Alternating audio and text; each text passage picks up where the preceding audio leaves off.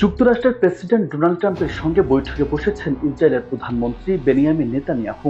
ট্রাম্পের আশা, এই বৈঠকের মাধ্যমে গাজায় যুদ্ধবিরতি ও বন্দি মুক্তির বিষয়ে ইসরায়েল ও হামাসের মধ্যে এই সপ্তাহে চুক্তি হতে পারে। সোমবার হোয়াইট হাউসে ওই বৈঠক অনুষ্ঠিত হওয়ার কথা।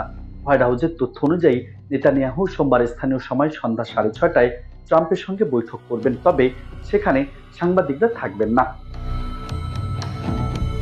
নেতানিয়াহুর সফর প্রসঙ্গে ট্রাম্প সাংবাদিকদের জানিয়েছেন, একটি চুক্তি ভালো সম্ভাবনা রয়েছে। তিনি আরো বলেন, আমরা এর মধ্যে অনেক জিম্মিকে মুক্তি করেছি। যারা এখনো গাজায় আটক রয়েছে তাদের মধ্যে অনেককে শীঘ্রই মুক্তি করা হবে।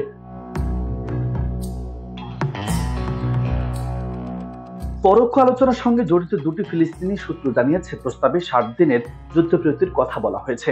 এ সময়ের মধ্যে হামাস 10 জীবিত জিম্মি ও কয়েকটি মরদেহ ফেরত দেবে।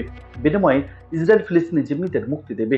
তবে হামাস চাইছে ইসরায়েল যেন পুরোপুরি সেনা প্রত্যাহার করে, আলোচনা চলাকালে হামলা না চালায় এবং জাতিসংঘের নেতৃত্বে ত্রাণ বিতরণ পুনঃপ্রতিষ্ঠা করে।